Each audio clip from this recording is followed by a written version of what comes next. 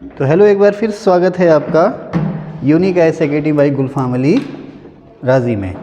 तो आज हिंदी की क्लास है और हिंदी की क्लास में हम लोग आपके साथ स्वर, व्यंजन और इससे संबंधित जो भी वर्णमाला में टेक्निकल चीज़ें हैं, तकनीकी चीज़ें हैं, उनके बारे में, और इसके बाद फिर यहीं पे मैंने लिख रखा है संधियाँ, खास करके जो हमारी स्वर संधि है उसके बारे में हम लोग आपसे डिस्कशन करेंगे। तो हमेशा की तरह मैंने बोर्ड पे सब कुछ लिख रखा है और शॉर्ट में लिखा है, ज़्यादा से ज़्यादा चीज़ें जो है मैंने शॉर्ट में लिखी हैं। अब इनको बारी बारी से मैं आपके साथ डिस्कस करता रहूँगा। आप लोग अपने साथ कॉपी पेन ले लीजिए। और ये हिंदी संधि और स्वर व्यंजन वगैरह के लिए, हिंदी वर्णमाला के लिए क्रैश कोर्स क्लास है। बहुत ज़्यादा डिटेल में हम लोग इसमें डिस्कस नहीं करेंगे, एकदम से ये एग्ज़ाम ओरिएंटेड क्लास है, ठीक है। तो चलिए समय गंवाए बिना शुरू करते हैं। अब जैसे लिखा हुआ है जल, तो जल, सूरमा और पन्ना, इनको मैंने तोड़ रखा है। इसके माध्यम से मैं आपको बताना चाहूँगा कि वर्ण क्या होता है, अक्षर क्या होता है और शब्द क्या होता है। देखिए, जल को अगर आप तोड़ें तो जल में छुपे हुए हैं ज प्लस आ, लौ प्लस आ, ठीक है। उसी तरह से सूरमा को तोड़ें आप तो सा प्लस बड़ा ऊ, र, और र एक्चुअली जो रा रथ है, ये रा के नीचे आप हलन लगा दीजिए और रा में जो है वो आ की ध्वनि है, आ की स्वर ध्वनि उसके साथ छुपा हुआ है। तो इसी तरह से मैं लिख रखा है। तो अगर आप यहाँ पर देखेंगे तो इसमें कितने वर्ण हैं, अगर हम इसमें वर्ण कहें तो कितने हैं और अक्षर कहें तो कितने हैं। इसमें एक और एक, दो वर्ण हैं और दो अक्षर हैं। उसी तरह से इसमें एक, दो, तीन वर्ण हैं और एक, दो, तीन ही अक्षर हैं। अब अंतर ये आता है कि वर्ण और अक्षर में अंतर क्या हुआ सर। तो जैसे होता है ना परमाणु जो है किसी भी पदार्थ की सबसे छोटी इकाई है जिसके और टुकड़े नहीं किए जा सकते। उसी तरह से वर्ण जो है ध्वनि की सबसे छोटी इकाई है, या वर्ण भाषा की सबसे छोटी इकाई, ऐसा कहना चाहिए कि वर्ण जो है भाषा की इकाई है या भाषा की सबसे छोटी इकाई है, इसके और टुकड़े नहीं किए जा सकते। अगर किसी अक्षर के टुकड़े किए जा सकें या शब्द के टुकड़े किए जा सकें तो वर्ण नहीं है। तो अब यहीं पर आप देखो, जैसे पन्ना में है ना, तो पा के साथ आ जुड़ा, तो पा के साथ आ जुड़ा तो वो हो जाता है पा। या इधर मैंने लिख रखा है ना, जैसे का वर्ण है, इसके साथ आ जुड़ा तो ये हो जाता है का। तो का वर्ण है और का जो है ये यहाँ पर अक्षर है, इसके और टुकड़े नहीं किए जा सकते। तो जिस तरह से परमाणु सबसे छोटा कण है ना, उसी तरह से भाषा की सबसे छोटी इकाई ये है, हलंत। अच्छा, किसी भी चीज़ के नीचे हलंत लग जाना, इसका मतलब उसको जल्दी से बोलना। जैसे कहते हैं ना, आधा का, आधा ना, आधा पा, तो ये होते हैं क्या, आधा। इसका मतलब ये है कि इनका जो उच्चारण में समय जो है कम लगता है। पा, तो यही है ना, ठीक है ना। तो पा वर्ण है और पा जो है अक्षर है और पा जो है वो वर्ण है, ठीक है। अब जैसे यहीं पर की होता तो का के नीचे हलंत होता और फिर प्लस बड़ी की मात्रा होती है वो की, तो की अपने आप में एक हो जाता अक्षर। तो यहाँ पर देखें, ऊ, आ, बड़ा आ, ये अक्षर हैं और ये जो पा, हलंत, जितने के नीचे हलन लगे हुए हैं, ये सारे के सारे वर्ण हैं। तो वर्णों में कोई स्वर मिलता है, वर्ण में कोई स्वर मिलेगा तो क्या बन जाएगा, अक्षर बन जाएगा। वर्ण में कोई स्वर मिलेगा तो अक्षर बन जाएगा। इस चीज़ का ध्यान रखना आप, ठीक है। अब काला कल, तो ये एक शब्द हो गया। तो इस तरह से आप देखें, सबसे पहले वर्ण, फिर अक्षर, और अक्षरों से मिलके शब्द, और शब्दों से मिलके वाक्य, ठीक है। अब ध्वनि क्या है, ध्वनि क्या है, जैसे का, खा, गा, घा, ये सब ध्वनियाँ हैं, इन्हें ध्वनि कहते हैं, ठीक है। अच्छा, स्वर क्या है। अब मैंने लिखा है स्वर की पहचान दो हैं, ए और बी। मैंने लिखा है शॉर्ट में, जैसे मैंने आपको बताया, इन शॉर्ट लिखूंगा मैंने लिखा है नो रुकावट। स्वर वो ध्वनियाँ हैं जिनके उच्चारण में किसी तरह की बाधा नहीं आती है। जैसे सा, रे, गा, मा, ऐसे पढ़ते हैं ना आप, तो आ, ई, ऊ, ये जो है 12 खड़ी भी कहते हैं ना, आ, ई, ऊ, ए, ऐ, ऊ, है ना। तो अंग, आहा, ओ, औ वगैरह, ये सारे के सारे कहलाते हैं स्वर। तो स्वरों की अगर परिभाषा दी जाए तो स्वर का मतलब ये है कि वे अक्षर या वे वर्ण या वे ध्वनियाँ जिनको बोलते हुए समय किसी भी तरह की कोई रुकावट नहीं आती है, ठीक है। उसके बाद आता है, ये स्वतंत्र होते हैं। स्वतंत्र का मतलब ये है किसी अन्य स्वर या व्यंजन की सहायता से ये न बोले जाते हैं, न लिखे जाते हैं। इनका अपना स्वतंत्र अस्तित्व होता है। जैसे अणु का अपना स्वतंत्र अस्तित्व होता है, परमाणु का अपना स्वतंत्र अस्तित्व होता है, वो भी चलिए खैर वो अलग बात है। तो ये जो स्वर हैं, स्वर वो वर्ण हैं या वो अक्षर हैं जिनका अपना स्वतंत्र अस्तित्व होता है। ये किसी अन्य की सहायता से नहीं बोले जाते और इनको बोलते हुए जो है कि किसी तरह की रुकावट नहीं आती, ठीक है।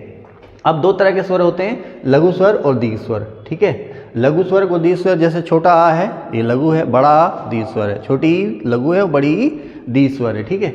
व्यंजन, अब व्यंजन क्या है, ऐसे अक्षर या ऐसे वर्ण जो स्वर ध्वनि की सहायता से बोले जाते हैं। जैसे का व्यंजन है, का, खा, गा, घा, ये सारे के सारे व्यंजन हैं। तो यहीं पर आप देखें, जैसे का है, का स्वर नहीं, का व्यंजन है, का ये इसमें आ जुड़ता है, यानी कि एक स्वर जुड़ता है तब ये पूर्ण होता है का। उसी तरह से आप देखो, जैसे मैंने यहाँ ये है आप शाह, तो शाह के नीचे हलन प्लस आ, तब जाकर ये पूर्ण होगा। तो यानी कि व्यंजन क्या है, व्यंजन वो हैं जो किसी स्वर ध्वनि की सहायता से बोले जाते हैं, और स्वर वो हैं जो किसी की सहायता से नहीं बोले जाते हैं, वो स्वतंत्र होते हैं। ठीक है ना।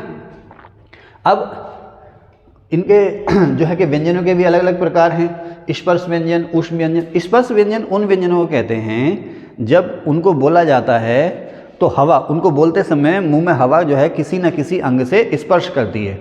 जब हम किसी भी वर्ण का उच्चारण करें या किसी व्यंजन का उच्चारण करें या किसी अक्षर का उच्चारण करें, अगर उस अक्षर को बोलते समय हवा जो है मुंह के किसी हिस्से से टकराती है या जीभ किसी मुंह के किसी हिस्से से टकराती है, तो उसे हम कहते हैं स्पर्श व्यंजन। ठीक है ना। ऊष्म व्यंजन वो हैं जैसे शा, सा, सा, हा, ऊष्म व्यंजन वो हैं, इनको बोलते हुए मुंह से गर्मी जैसी महसूस होती है। गर्मी क्यों महसूस होती है, जीभ जो है किसी हिस्से से रगड़ खाती है, तो इन्हें हम कहते हैं ऊष्म व्यंजन। तो इनको रट लेना, शा सलजम, शा षटकोण, सा सेब और हा हल, ये कहलाते हैं ऊष्म व्यंजन। ठीक है।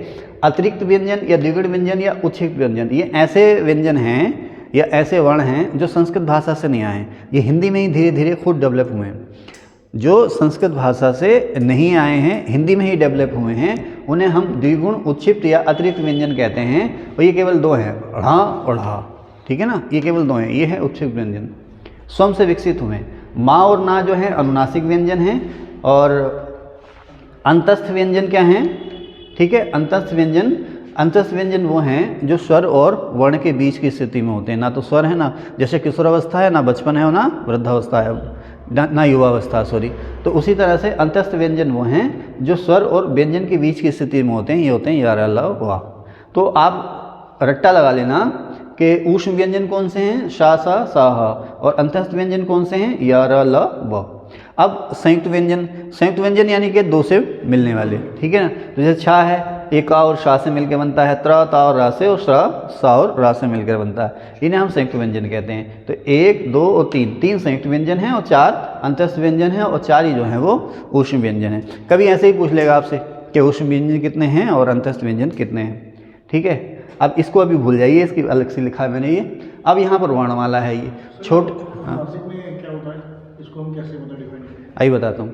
तो छोटे आ से लेकर के श्रा तक ये सारे के सारी वर्णमाला मैंने आपको लिख दी है। इसमें छोटा आ से लेकर के आहा तक ये सारे के सारे स्वर हैं। अब जिनको मैंने घेर रखा है, ये लेखन में जब हम लिखते हैं ना, लिपि में लिखते हैं, तो उसमें स्वर नहीं माने जाते हैं, लेकिन बोलते हुए स्वर माने जाते हैं। तो स्वरों के 2 प्रकार हो गए, वैसे तो एक दीर्घ स्वर और लघु स्वर हो गया, सजाती विजाती स्वर भी होगा। अब यहाँ पर है कि लेखन के आधार पर स्वर और उच्चारण के आधार पर स्वर। तो मैंने लिखा लेखन में फिर उच्चारण में, ऐसे करके लिखा। उच्चारण के आगे मैंने क्रॉस का साइन लगा रखा, यानी ये जो गोल वाले हैं ना घेरे में, अंक, आहा और रीरी, ये उच्चारण के आधार पर स्वर नहीं माने जाते हैं, लेखन के आधार पर स्वर माने जाते हैं। तो इनकी कुल संख्या है 13। ये जो स्वर है ना, इनकी कुल संख्या है 13। लेकिन अगर आपसे पूछे कि स्वर कितने हैं लेखन के आधार पर, उच्चारण के आधार पर, अगर आपसे ये ना कहे कि लेखन के आधार पर कितने हैं, उच्चारण के आधार पर कितने हैं, आपसे सिंपल ये पूछे कि स्वर कितने हैं, तो आप ये बताना कि स्वर जो हैं 10 हैं स्टैंडर्ड, जो कि लेखन के आधार पर है। 1, 2, 3, 4, 5, 6, 7, 8, 9, 10, केवल ये जो लेखन के आधार पर हैं वही मानक स्वर हैं या स्टैंडर्ड स्वर हैं, उनकी संख्या 10 है। इसके अलावा इसमें अंग, आहा और रीरी जोड़ दें तो ये स्वर 13 हो जाते हैं। और अब ये है उच्चारण के आधार, सॉरी मैं शायद कुछ उल्टा बोल गया, मैं कुछ उल्टा बोल गया।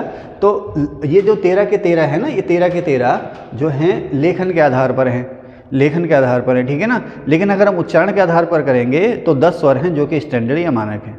उच्चारण के आधार पर केवल 10 स्वर हैं जो कि स्टैंडर्ड या मानक हैं। और अगर आपसे पूछे कि स्वर कितने हैं तो आप 10 ही बताएंगे, और उन स्वरों को बताएंगे जो केवल उच्चारण के आधार पर है। कौन से? 1, 2, 3, 4, 5, 6, 7, 8, 9, 10, ठीक है ना।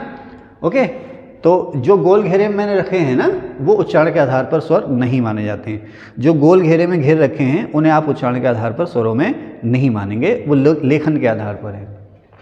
अब यहाँ से फिर आगे वर्णमाला शुरू हो जाती है। तो इन्हें हम का, खा, गा, घा, ड़ा, इन्हें कहते हैं का वर्ग। का खा गा घा ड़ा, फिर चावर टावर तावर और पावर, चा छा जा झा वहाँ, टा ठा डा ढा अणा। ये देखो आगे आपके उच्छित व्यंजन आ गई है। कौन से? टा ठा डा ढा अणा और अढ़ा, ये उच्छित व्यंजन हैं। बाकी ये जो है टा वर्ग में शामिल नहीं है, ये टा वर्ग में शामिल नहीं है। टा वर्ग में होंगे टा ठा डा ढा अड़ा, टा ठा डा ढा अड़ा, ये और ये जो है वो टा वर्ग में शामिल नहीं है। ठीक है। फिर ता था दा धा ना, पाफा बाबा माँ। तो ये अलग अलग 5-5 हैं, अलग अलग ग्रुप हैं इसका। अब जैसे पा वर्ग है तो इसका पहला व्यंजन ये हो गया और आखिरी व्यंजन ये हो गया, 5वां माँ हो गया। अब इसी में यार अलावा 4 अंत्यस्थ व्यंजन, ये 4 ऊष्म व्यंजन और ये 4 संयुक्त व्यंजन। ठीक है ना। छात्रा ज्ञा श्रा, यहाँ पर कितने लिखे मैंने? यहाँ ज्ञा लिखना भूल गया हूँ, सॉरी। यहाँ पर आप लोग देख लीजिएगा, यहाँ पर ज्ञा ज्ञानी लिखना मैं भूल गया हूँ। ज्ञा ज्ञानी किससे मिलकर बनता है? ज्ञा गाली जौ से और उहाँ से। ठीक है ना, जौ से और उहाँ से, यहाँ पर लिख लेना आप लोग, जौ से और उहाँ से मिलकर के बनता है ज्ञा ज्ञानी। तो 4 जो हैं संयुक्त व्यंजन, छात्रा ज्ञा और श्रा। अब इसको मैंने क्लासीफाई कर रखा है, जैसे लेखन के आधार पर 13 स्वर हैं, जो ये मैंने यहाँ बताया, उच्चारण के आधार पर 10 स्वर हैं। व्यंजन अगर आप देखें तो 35 + 4 जो हैं संयुक्त व्यंजन, ये वाले 4 ये संयुक्त व्यंजन हैं। तो अब यहाँ पर मैंने इसको इसलिए लिखा है कि जो व्यंजन हैं उच्चारण के आधार पर केवल 35 माने जाते हैं। ये जो आपके संयुक्त व्यंजन हैं ये उच्चारण के आधार पर व्यंजन नहीं माने जाते। छात्रा ज्ञा और शा, ये जो संयुक्त व्यंजन हैं ये यहाँ पर उच्चारण के आधार पर व्यंजन नहीं माने जाते हैं। ठीक है ना। ठीक है। अब लेखन के आधार पर ये सारे हैं, लेखन के आधार पर कुल 52 हो गए, है ना। लेखन के आधार पर ये 13 स्वर, लेखन के आधार पर 13 स्वर, 35 एक व्यंजन और 4 जो है वो दूसरे व्यंजन, जिसे हम संयुक्त व्यंजन कहते हैं। टोटल हो गए आपके 52। ठीक है। लेकिन उच्चारण के आधार पर 10 स्वर और 35 व्यंजन, ये हो गए आपके 45। तो इसको लेकर अक्सर झगड़ा रहता है कि हिंदी वर्णमाला में कितने वर्ण हैं, तो 52 हैं, लेकिन अगर उच्चारण के आधार पर कहें तो 45 हैं। ठीक है। अच्छा, अब मूल स्वर आ ई उ, यानी कि ये जो हैं कि ओरिजिनल हैं, किसी अन्य की सहायता से ये नहीं बने।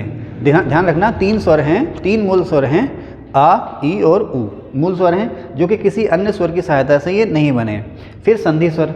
अच्छा, संधि स्वर में 2 तरह के हैं, एक तो अपनी जाति के मिले और एक दूसरी जाति के मिले। तो जो संधि स्वर हैं जिसमें हम सजातीय संयोग, सजातीय मतलब आ से मिला, आ से मिला, दोनों एक जाति के हो गए ना, ई और ई दोनों एक जाति के हो गए, उ और उ दोनों एक जाति के हो गए। तो इन्हें हम कहेंगे दीर्घ स्वर। तो हैं ये बड़ा, दीर्घ माने बड़ी मात्रा, आप ऐसे समझ लें, बड़ा आ, बड़ी ई, बड़ा उ, लेकिन ये एक ही जाति के हैं। तो ये दीर्घ स्वर या सजातीय संयोग से बनकर बने हैं। ठीक है ना। फिर विजातीय स्वर। अच्छा, विजातीय स्वर में भी 2 हो गए, एक तो बड़े और एक छोटे, बड़े और छोटे। तो विजाति का मतलब अलग अलग जाति के। आ और ए मिले, दोनों अलग अलग जाति के, तो आई बन गया। आ और ओ मिला तो औ बन गया। उसी तरह से आ और ई मिला तो ए बन गया, आ और उ मिला तो ओ बन गया। तो ये देखो छोटा है और ये बड़ा है। तो अब देखो जो संधि स्वर 2 तरह के हो गए, एक तो दीर्घ या सजातीय संयोग वाले, दूसरे विजातीय। विजातीय में दीर्घ और लघु दोनों हैं। आ और ए मिला, आई बना। देखो इसको याद रखना, संधि में काम आएगा। आ और ए मिला तो आई बना, और ओ मिला तो औ बना। आ और ई के मेल से ए बनता है, आ और उ के मेल से ओ बनता है। ठीक है, आगे चलें, इसको अभी बात करेंगे। अब स्वर संधि। स्वर संधि का मतलब क्या है? जहाँ स्वर और स्वर के मेल से कोई चेंज पैदा होता है, हिंदी में से कहते हैं विकार। जब 2 स्वर मिलें तो वहाँ पर कोई चेंज होगा तो वहाँ पर स्वर संधि हो जाएगी। जब स्वर और व्यंजन मिले तो व्यंजन संधि हो जाएगी। ठीक है ना। बस सिंपल सी बात है कि जब 2 स्वर मिलें तो स्वर संधि होगी, जब स्वर और व्यंजन मिलें तो व्यंजन संधि हो जाएगी। ठीक है ना। ओके। अब आपसे एक सिंपल सा सवाल ही पूछ सकता है कि स्वर संधि कितने प्रकार होते हैं? टोटल 5 प्रकार होते हैं। स्वर संधि के टोटल 5 प्रकार होते हैं। ठीक है साहब, अभी इसकी बात बाद में करेंगे। अब ये 5 प्रकार कौन से हैं? दीर्घ संधि, गुण संधि, वृद्धि संधि और यण संधि और अयादि संधि। ठीक है ना। यण संधि और अयादि संधि। कभी कभी तो बस इतना सिंपली पूछ लेगा कि इसमें से कौन सी स्वर संधि है और कौन सी स्वर संधि नहीं है। ठीक है ना। तो 5 हैं। संधियों के 2 प्रकार हो गए, 3 प्रकार हो गए, सॉरी, स्वर संधि, व्यंजन संधि और विसर्ग संधि। ठीक है ना। तो इसमें से स्वर संधि के 5 प्रकार, 1, 2, 3 और आपका चौथा और 5वां। ओके। तो स्वर संधि में सबसे पहली बात दीर्घ स्वर संधि। तो दीर्घ स्वर संधि का आप हमेशा ये ध्यान रखना कि इसमें बड़ी मात्रा आती है। बड़ी मात्रा, इसका मैंने फार्मूला भी कहीं यहाँ लिख रखा है कि इसमें हमेशा बड़ा आ, बड़ी ई या रीरी आएगा। बीच में जहाँ पर संधि का प्रयोग हो रहा है वहाँ पर बड़ा आ, बड़ी ई, रीरी, औ मत कहना, आई मत कहना। ठीक है ना। जहाँ पर बड़ा आ, बड़ी ई और रीरी आया है तो वहाँ पर दीर्घ स्वर संधि है। इस चीज़ का ध्यान रखना। जैसे पुष्प और अवली 2 स्वर है ना, आ यहाँ पर है और यहीं पर देखो पा के साथ आ जुड़ा हुआ है, पा के साथ आ जुड़ा हुआ है, तो पुष्प प्लस अवली क्या हो गया, पुष्पावली, है ना, बड़ा हो गया ना। उसी तरह से हिम प्लस आले हिमालय, मायाधीन विद्यालय, कवीक्षा, कवि प्लस इच्छा, बड़ी की मात्रा आएगी यहाँ पर, ध्यान रखना, है ना, कवि प्लस इच्छा दोनों मिलेंगे तो बड़ी की मात्रा हो जाएगी, छोटी प्लस, हाँ हाँ, दो छोटी मिलेंगी तो बड़ी हो जाएंगी, ठीक है ना। कवीक्षा, है ना, हरीश, ये महींद्र, हाँ ये महींद्री होगा, महेंद्र अलग है, महींद्र अलग है, ये महींद्र। और नदीश, सूक्ति, सु प्लस छोटा ऊ प्लस छोटा ऊ बड़ा ऊ, सूक्ति। सिंधूर्मी, छोटा ऊ प्लस छोटा ऊ बड़ा ऊ, सिंधूर्मी। वधूत्सव, भूर्ध, मात्रण, त्रा और रीरी दोनों आपस में मिलेंगे तो रीरी पृथ्वी वाला रा लग जाएगा मात्रण, ठीक है ना, नहीं प्रकार वाला रा आएगा, सॉरी, मात्रण। ये धर्मार्थ, स्वार्थी, यहाँ पर जो है कि मात्रा लगा देना, ठीक है ना, मात्रा नहीं रा टांग देना यहाँ पर, स्वार्थी, यहाँ पर मार्कर अभी मेरे पास है नहीं, तो यहाँ पर आप जो है आधा रा टांग देना, स्वार्थी। वीरांगना, वीर प्लस अंगना, वीरांगना का संधि विच्छेद क्या होगा, वीर प्लस अंगना, वीरांगना। रेखा प्लस अंश, रेखांश, है ना। मत धन, अच्छा एक चीज़ का ध्यान रखना, जब आप स्वर संधि का प्रयोग करें तो प्लस के साइन के दोनों तरफ, यानी कि संधि के साइन के दोनों तरफ सार्थक शब्द होने चाहिए। इसके कुछ एक्सेप्शन भी आपको मिलेंगे, लेकिन दोनों ओर ध्यान रखना सार्थक शब्द होने चाहिए। तो भानु प्लस उदय, परीक्षा धन अर्थी, परीक्षा धन अर्थी, परीक्षार्थी। कुछ लोग परी प्लस छार्थी लिख जाएंगे, गलत है, परीक्षा धन अर्थी, परीक्षार्थी, ठीक है ना। आशा धन अतीत, आशातीत है ना, आशा धन अतीत, ठीक है। नारी धन ईश्वर, रजनी धन ईश, रजनीश माने रजनी धन ईश, अच्छा ये हो गया। उसी तरह से यहाँ महर्षि, महर्षि, महाऋषि, महाधन ऋषि, राजर्षि, ठीक है ना, ये महाऋषि नहीं है, महर्षि, महाधन ऋषि, महर्षि, ठीक है ना, महर्षि या महर्षि जो भी बोलो आप, ठीक है ना। फिर राजा, राज प्लस ऋषि, राजर्षि, ठीक है ना। देव प्लस ऋषि, देवर्षि, सप्त प्लस ऋषि, सप्तर्षि, ब्रह्म प्लस ऋषि, ब्रह्मर्षि। तो ये सब जो हैं दीर्घ स्वर संधि के अंतर्गत ही आते हैं, ठीक है, ओके। अब गुण स्वर संधि, अच्छा गुण स्वर संधि का मैंने फार्मूला बनाया है कि यहाँ पर हमेशा ए और ओ की मात्रा आएगी, या तो ए की मात्रा आएगी या ओ की मात्रा आएगी, बहुत पहले से कहते आ रहे हैं। उसका फार्मूला क्या बन गया, गुणे गुणों, ठीक है ना, गुणे गुणों, ठीक है। तो गुणे गुणों, अब यहाँ पर क्या है, आ और ई का मेल है, या आ और बड़ी ई का, बड़ा या बड़ी ई का मेल है, बड़ा और छोटी ई का मेल है, इन सब में ए आएगा, ठीक है। आ प्लस ई मिले तो ए है, आ प्लस बड़ी ई मिले तो ए है, बड़ा प्लस बड़ी ई मिले या बड़ा प्लस छोटी ई मिले तो क्या हो रहा है, वहाँ पर रिजल्ट ए आ रहा है ना, ठीक है साहब। तो उसी तरह से यहाँ पर आ और ऊ मिले, या बड़ा ऊ प्लस ऊ मिले, छोटा आ प्लस ऊ मिले, या बड़ा आ प्लस बड़ा ऊ मिले, तो यहाँ पर रिजल्ट क्या आ रहा है, ओ आ रहा है। इन दोनों, इन सभी के मेल से ओ आ रहा है, इन सभी के मेल से ए आ रहा। तो आप देखें, जैसे चंद्र प्लस उदय, चंद्रोदय, विद्या प्लस उन्नति, विद्योन्नति। इसी तरह समुद्रोर्मी, गंगोर्मी, परोपकार, हितोपदेश, जलोर्मी, वीरोचित, मानवोचित, महोत्सव, नवोड़ा, महोर्जा, राकेश, उमेश वगैरह वगैरह जितने भी हैं। तो आप यहाँ पर देखना कि यहाँ पर या तो ए की मात्रा आ रही है या ओ की मात्रा हो रही है। तो गुण संधि में ए या ओ की मात्रा होती है, आप रट्टा लगा लेंगे, गुणे गुणों, ओके। तो बहुत आसान लगता है मुझे ये। इसका संधि विच्छेद आप करें, वीर प्लस उचित, वीरोचित, राका प्लस ईश, हाँ राका प्लस ईश, बड़ा प्लस बड़ी, बड़ा प्लस बड़ी, ठीक है ना, बड़ा प्लस बड़ी ई। राका माने पूर्ण चंद्र वाली रात, हाँ, यानी कि 14वीं का चांद, पूर्णिमा की रात, है ना, जिस रात जो है चांद पूरा दिखे, राका भी कहते हैं उसको ना, ठीक है। तो दोनों ओर जो है सार्थक शब्द होने चाहिए। अगर राक प्लस ईस लिख दोगे तो गलत हो जाएगा वो, हाँ राका प्लस ईस, ठीक है, ओके। अब जैसे ये है महोर्जा, महा प्लस ऊर्जा, है ना, चलो इसको पढ़ी लेते हैं। नव प्लस ऊढ़ा, नवोड़ा, महा प्लस उत्सव, महोत्सव, ठीक है ना। परोपकार क्या है, पर धन उपकार, हित धन उपदेश, जल धन उर्मी, जलोर्मी, देखो उर्मी नहीं आएगा, उर्मी आएगा, ठीक है ना। वीर धन उचित, मानव धन उचित, महाधन ईश, महाधन ईश्वर, कमल धन ईश्वर, परम धन ईश्वर, राका प्लस ईश, उमा प्लस ईश, नहीं उमा, है ना, और रमा प्लस ईश, राज प्लस इंद्र। अब यहाँ पर राजा नहीं लिखेंगे, राज प्लस इंद्र, ठीक है ना। सत्येंद्र, सत्य प्लस इंद्र, पुष्प प्लस इंद्र, ठीक है, ओके। गुणे गुणों, आगे चलें। अब वृद्धि संधि, वृद्धि संधि का मतलब क्या है, वृद्धि संधि का मेरा अपना देसी फार्मूला कि जहाँ पर एक मात्रा बढ़ जाती है। जैसे मैं आपको बताऊं, जैसे वृद्धि संधि में क्या है कि आ के साथ ए का मेल हो, या बड़ा प्लस बड़ा, बड़ा ए प्लस ए, या आ प्लस आई, या आ प्लस आई, इन सब का मेल होगा तो क्या हो जाएगा, यहाँ पर जो है किसकी मात्रा आएगी, देखो मैंने फार्मूला भी यहाँ लिख रखा आई की मात्रा, ये सब आपस में मिलेंगे तो यहाँ पर हो जाएगी आई की मात्रा, ठीक है ना। उसके अलावा आ प्लस ओ ये मिलेंगे तो यहाँ पर हो जाएगी औ की मात्रा। ये सब आपस में मिल रहे हैं तो इनमें सब में हो रही है आई की मात्रा, और ये सब आपस में मिल रहे हैं जैसे बड़ा प्लस औ, बड़ा प्लस ओ, आ प्लस औ, आ प्लस ओ, ये सारे के सारे हो रहे हैं औ। तो वृद्धि संधि जो है, वृद्धि माने बड़ा लिख लिया मैंने, वृद्धि संधि में जो है या तो आई की मात्रा आ रही है या औ की मात्रा आ रही है, तो इसी को मैंने फार्मूला बना लिया बड़ई बड़ऊ, बड़ई बड़ऊ, ठीक है ना। आई की मात्रा या औ की मात्रा, गुणे जैसे गुणे गुणों बनाया वैसे बड़ई बड़ऊ बना लिया, ठीक है। आई की मात्रा या औ की मात्रा, ओके। तो यहाँ पर आप देख लें परम ये देखो आ प्लस ओ, ये हो गया आपका औ, आ प्लस औ, औ हो गया परमोजस्वी। इसी तरह से आ प्लस औ बनौषध, आ प्लस ओ, औ हो गया महोज, आ प्लस बड़ा आ प्लस औ, औ हो गया फिर से महौषध, ठीक है। उसी तरह से यहाँ पर आप देखो आ और ए का मेल है ना तो आई हो रहा, तो आ और ए आई हितैषी, आ प्लस ए आई सदैव। उसी तरह से स्व प्लस ऐच्छिक स्वैच्छिक, महा प्लस ऐश्वर्य महेश्वर्य। उसी तरह से ये हैं परम प्लस ओजस्वी, एक प्लस एक एक एक है ना, एक एक, एक प्लस एक। उसी तरह लोक प्लस ऐषणा लोकेशणा, मत प्लस ऐषणा मतैषणा। वनौषध में क्या होगा, वन प्लस औषधि, औषधि, ठीक है ना, वनौषधि। धन प्लस ऐश्वर्य, ओके। और यहाँ में लिख भी है एक मात्रा की इसमें वृद्धि हो रही है, ओके, ठीक है। अब यहाँ पर यण और अयादि संधि, इसको जरा रट लेना। अक्सर क्या होता है ना, किताबें और टीचर दोनों ही संधियाँ पढ़ाते हैं, यहाँ से जोश से शुरू करते हैं और यहाँ तक आते आते थक जाते हैं, तो बेचारी यण और अयादि संधि रह जाती है, ठीक है ना।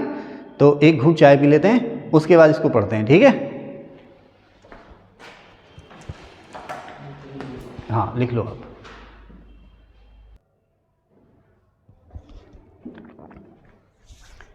तो अब कहाँ, हाँ यण और अयादि संधि की बात कर रहे थे ना हम लोग। तो देखो इसमें थोड़ा सा नियम है सक्सेना जी कि छोटी बड़ी, छोटाऊ बड़ाऊ रिरी, इनके बाद कोई स्वर आता है, ई और ई के बाद कोई स्वर आए, ऊ और ऊ के बाद कोई स्वर आए, रिरी के बाद कोई स्वर आए, ध्यान रखना। इसके बाद इनके बाद कोई स्वर आए तो ई और ई जो है वो या में बदल जाएगी, ऊ और ऊ जो है वो वा में बदल, चाहे छोटा ऊ चाहे बड़ा ऊ वा में बदल जाएंगे, छोटा ई हो या बड़ी ई हो वो या में बदल जाएंगे, और रिरी जो है वो रा में बदल जाएगा, ठीक है ना। एक चीज़ और लिखा है, और स्वर से पूर्व के वर्ण पर, यानी कि ये जो स्वर है ना, ये वाले जो स्वर हैं, इससे पहले जो भी वर्ण होगा उस पर हलंत लग जाएगा। हलंत का मतलब वो जल्दी से पढ़ा जाएगा। जैसे यहाँ पर है ना अत्यावश्यक है, तो अत्यावश्यक में जब हम संधि विच्छेद करा तो हमने इसको तोड़ा अति प्लस आवश्यक। तो देखो अति में कौन सा स्वर है, छोटी ई, और उसके बाद स्वर आ गया छोटी ई प्लस स्वर आ गया। तो अब देखो छोटी ई जो है वो यहाँ बदल गया या में, आ तो था ही था यहाँ पर, तो या अब ये अब ध्यान से देखना इस चीज़ को ना, छोटी ई और एक स्वर का मेल हुआ, छोटी ई और जब स्वर का मेल हुआ तो छोटी ई जो है वो या में बदल गई, ये आ गया यहाँ पर या। अच्छा इसके साथ स्वर कौन सा था, बड़ा आ, तो बड़े आ की ध्वनि ही आएगी यहाँ पर, तो यह हो गया या नहीं हुआ ये, जैसे क्या लिखते हैं ना यद्यपि, तो या नहीं है वो या है, यहाँ पर बड़े या की मात्रा आएगी क्योंकि यहाँ पर बड़ा आ था, क्योंकि यहाँ पर बड़ा आ था। छोटी ई के आगे स्वर आ गया तो छोटी ई बदल जाएगी या में। उसी तरह से बड़ी ई के आगे कोई स्वर आ जाए तो ये भी या में ही बदलेगी। अब इसके आगे कौन सी मात्रा होगी या नहीं होगी वो डिपेंड करेगा कि यहाँ पर कौन सा स्वर है। यहाँ पर स्वर कौन सा है, अगर ए होता तो ये हो जाता, ई होता, बड़ी ई होता तो ये ई हो जाता, छोटी ई होता तो ये ई हो जाता, बड़ा ऊ यहाँ पर होता तो ये यू हो जाता, समझ रहे ना। लेकिन ये रहेगा या, इस पर मात्रा कौन सी लगेगी वो डिपेंड करेगा कि यहाँ स्वर कौन सा है। जैसे यहाँ बड़ा है तो ये हो गया साहब आपका अत्यावश्यक, ओके, अति प्लस आवश्यक अत्यावश्यक। उसी तरह से देखो आप ऊ के साथ स्वर आया था तो ऊ वा में बदल जाता है, और जो फिर मैं लिखा ना स्वर से पूर्व के वर्ण पर हलंत आ जाएगा, जैसे अनु प्लस ईक्षण, ठीक है ना। तो यहाँ पर ऊ है, इसके बाद ये स्वर आ गया। अब इस स्वर से पहले का वर्ण कौन सा है, ना, है ना, तो ना पे हलंत लग जाएगा और ऊ जो है वो वा में बदल जाएगा। और वा पे मात्रा कौन सी आएगी, क्योंकि यहाँ पर ई है तो इसलिए यहाँ पर बड़ी की मात्रा आएगी। तो देखो अनु, देखो ऊ बन गया किसमें, वा में, ना पे लग गया हलंत यानी कि आधा ना बन गया, और इस पे मात्रा कौन सी आएगी, बड़ी की, तो ये हो गया आपका अनुवीक्षण, ओके। उसी तरह से मात्रा गया, तो मात्रा गया मात्र प्लस आ गया, ये हो गया आपका रीरी हो गया, ये है ना, रीरी प्लस स्वर रा में बदल गया, तो रीरी प्लस स्वर रा में बदल गया, और स्वर पर मात्रा क्या आएगी, बड़े आएगी, क्योंकि यहाँ पर बड़ा है तो हो गया मात्रा आ गया। ठीक है, इसको बैक करके फिर से देख लेना अगर समझ में ना आ रहा हो तो। ठीक है, उसी तरह से आप देखो मात्र प्लस इच्छा मातृक्षा, अतिधन अत्यंत लिखना, देखो अत्यंत लिखना तो छोटी ई प्लस आ का मेल हो रहा है, छोटी ई प्लस स्वर का मेल हो रहा है, तो या में बदल गया है ना। तो देखो तो छोटी किस में बदल गया, या में। ठीक है, ता पे लग गया हलंत, पहले का जो वर्ण है उस पर हलंत लग गया। और अब देखो अब यहाँ ता पे मात्रा कौन सी आएगी, क्योंकि यहाँ पर आ है तो मात्रा कोई आएगी नहीं। ठीक है ना, तो अत्यंत, अति प्लस अंत अत्यंत। उसी तरह फॉर एग्जाम्पल छोटा है, छोटे आगे बगल में बड़ा होता तो फिर वहाँ पे भी या के बगल में बड़ा आया था ना, कहाँ पर अंत हमने लिखा है, अंत लिखा है जैसे हमने अति प्लस अंत हुआ। हाँ हाँ, तो यहाँ पे सिंबल हो गया अत्यंत में, हाँ खाली आ गया। हाँ, अब कोई ऐसा वर्ड होता जैसे आंत होता, सपोज यहाँ पर आ होता बड़ा तो ये अत्यांत हो जाता, बगल में आ है, हाँ ये अत्यांत हो जाता, ए होता तो अत्यंत हो जाता, ओ होता तो अतियोंत हो जाता। हाँ, लेकिन स्वर होना चाहिए, वो उसी स्वर के हिसाब से आवाज़ निकलेगी। ठीक है, उसी तरह से पितृधनिक्षा पितृक्षा। अब देखो भू प्लस आदि, बहुत देखो अब अगर आपसे कोई पूछे भवादि का संधि विच्छेद करो तो जिसने इसको पढ़ा होगा वो तो कर पाएगा, नहीं तो वो बाकी नहीं कर पाएगा। बड़ाऊ के बाद स्वर आ गया तो बड़ाऊ किस में बदल गया, वाह में।